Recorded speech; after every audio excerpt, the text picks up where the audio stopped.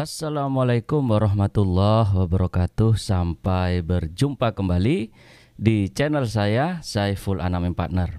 Hari ini saya akan membahas tentang penonaktifkan Irjen Verdi Sambo dari Kasatgasus. Seperti yang diketahui bahwa sebelumnya Verdi Sambo sempat dinonaktifkan sebagai sebagai Kadif Propam, dan ternyata kemudian yang bersangkutan masih menjabat sebagai Kasatgasus yang tentunya ini mendapat sorotan dan bahkan kritikan dari publik. Seperti yang dikutip oleh detik.com, Polri Irjen Verdi Sambo sudah dinonaktifkan dari Kasatgasus. Irjen Verdi Sambo telah dinonaktifkan dari jabatannya, yakni Kadif Propam Polri, setelah insiden baku tembak yang menewaskan Brigadir Nofriansah Yosua Huta Barat alias Brigadir J. Namun jabatan Kepala Satgasus Sambo menjadi pertanyaan juga. Kadif Humas Polri Irjen Dedi Prasetyo menyebut Sambo juga telah dinonaktifkan dari jabatan non-struktural tersebut. Dia mengatakan jabatan Kasatgasus otomatis nonaktif saat jabatan strukturalnya dinonaktifkan. Setelah jabatan struktural dinonaktifkan, jabatan non-struktural juga sudah tidak aktif, kata Dedi saat dimintai konfirmasi Selasa 2/8/2022. Ya, saya kira ini menjadi sebuah pertanyaan publik karena saya kira mestinya pihak-pihak yang diduga terlibat dalam hal persoalan penembakan terhadap Brigadir J ini mestinya kemudian untuk dapat dilakukan penyelidikan dan juga penyidikan seterang-terangnya terhadap perkara tersebut, mestinya pihak-pihak yang memiliki kewenangan dan juga memiliki jabatan-jabatan tertentu itu dapat diaktifkan sementara, dinonaktifkan sementara sampai dengan ditemukannya fakta atau bahkan sampai dengan ditetapkannya berbagai pelaku atau bahkan siapa-siapa saja yang kemudian terlibat dalam penembakan terhadap Brigadir J ini, tidak terkecuali misalnya juga melibatkan Verdi Sambo kalau misalnya demikian seperti itu. Saya lanjutkan di sini. Dedi mengatakan penonaktifkan itu dilakukan bersamaan saat menonaktifkan jabatan Sambo sebagai Kadif Propam.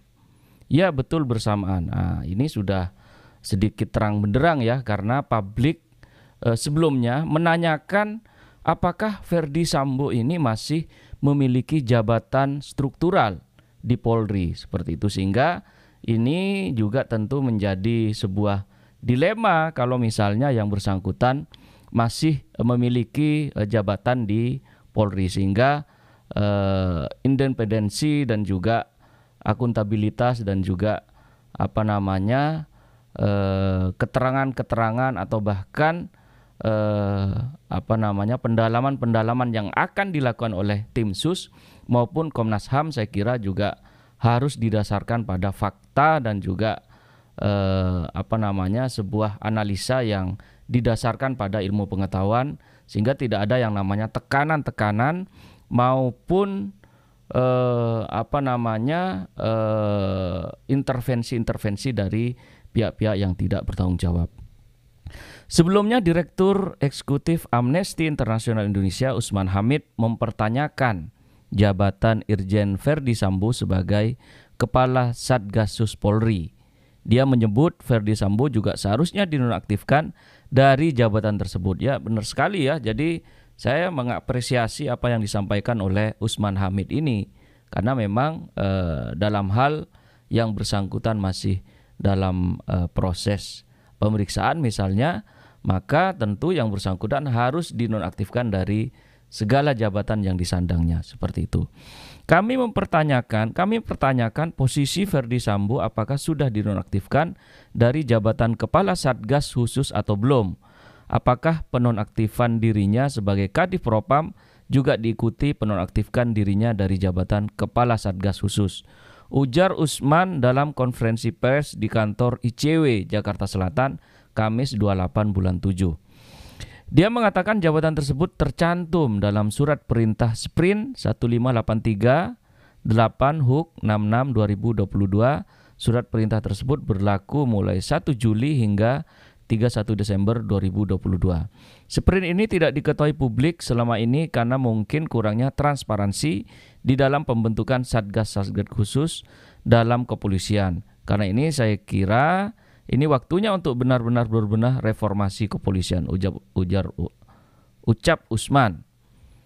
Jadi saya sepakat sekali apa yang disampaikan oleh Usman Hamid ini, karena memang setiap ada sebuah kebijakan yang berdampak luas di kelembagaan negara apapun, termasuk di kepolisian, itu mestinya dapat kemudian diakses oleh publik, sehingga kemudian publik dapat memberikan masukan, dapat berperan serta aktif terhadap adanya kebijakan-kebijakan yang dikeluarkan oleh kelembagaan negara tersebut, tidak terkecuali adalah pihak kepolisian. Jadi kita masih berharap dengan penonaktifan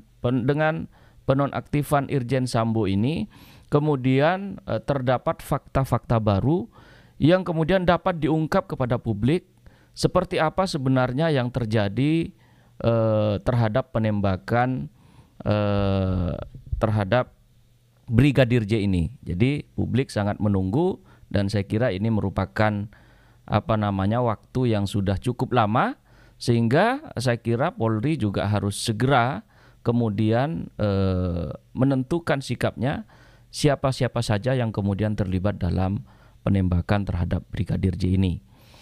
Saya kira ini yang dapat saya sampaikan. Saya ucapkan terima kasih. Assalamualaikum warahmatullahi wabarakatuh.